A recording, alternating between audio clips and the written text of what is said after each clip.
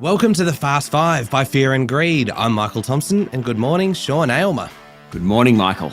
Sean, today in just 5 minutes, we are talking all about investing in international markets, not just Wall Street though, elsewhere as well. That's right. The number of Australians investing overseas has grown significantly in the last year or two. In fact, over the last 5 or 10 years, it's become just a lot easier to do. Remember, this is general information only, and you should seek professional advice before making investment decisions. Catriona Burns is the lead portfolio manager at WAM Global, based in New York. Catriona, you're almost a regular now. Welcome back. Thanks for having me. Let's start with Wall Street. What's the outlook for Wall Street over the next 12 months or so? What you're seeing at the moment is, you've had a decent valuation reset across the market as interest rates have gone up. The next leg to happen now is that earnings are coming under pressure. So it does differ depending on, the sector that you're referring to.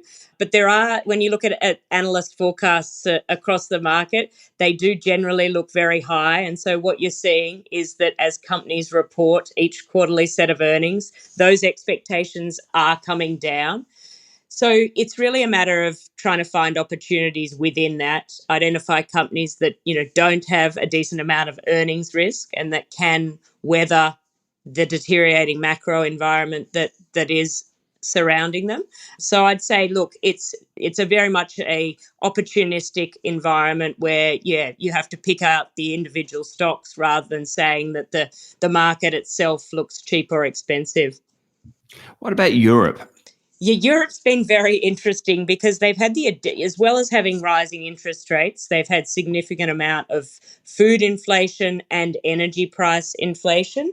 So it is a matter of, again, going sort of through each of the countries because some are under much more pressure than others. So say in Germany and the UK, those energy prices really have hurt the consumer, whereas in France, they've capped the energy prices. So the companies there are kind of handling it better.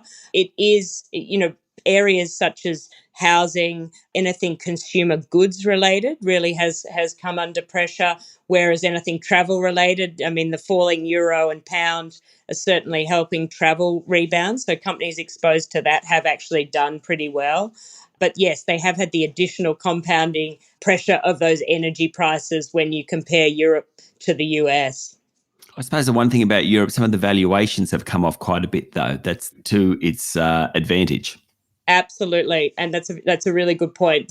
You have seen lots of companies just blanketly thrown out because they were in Europe. So look, we are seeing actually quite a few opportunities. But again, for us, it's finding those companies that do have sustainable earnings and that aren't, hugely come downgrade. But we certainly do see opportunities because you're right, the valuation, some of those share prices really have been aggressively hit across Europe.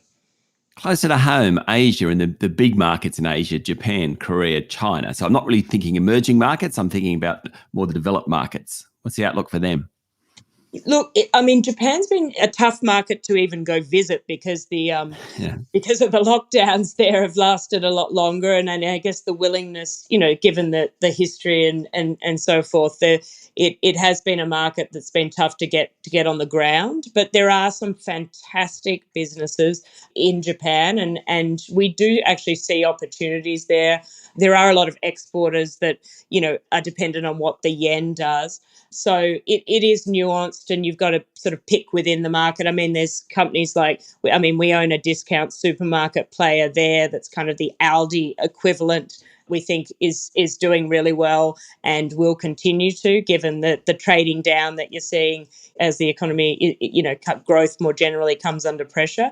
They're lucky in that the inflation, they haven't had inflation for decades. And so, they don't have the same inflationary pressure that you see across the US and Europe. So we do think Japan is interesting. And the same for Korea. You just got to pick within the market and the companies that you want to play and that you think have that longevity of earnings growth. We're almost out of time, so very quickly, emerging markets. Everyone's still in love with Mexico. It seemed to be the theme of 2022, Mexico. Yes. Well, I think it's been Mexico is interesting because it's been a massive beneficiary of China lockdowns and US and that reshoring thematic.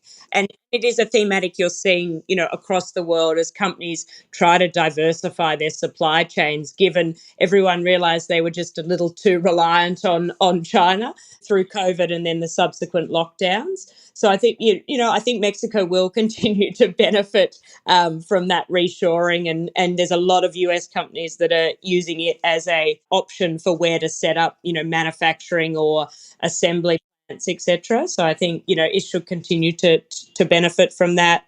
China will be interesting. I mean, at the moment, as the lockdowns lift, there's the rising cases. But as we look further through 2023, that should, settle down. And they are, they're not on the same path of rising monetary, rising rates, etc. So it will be interesting later, through 2023. Thanks for talking to Fear and Greed, Catriona.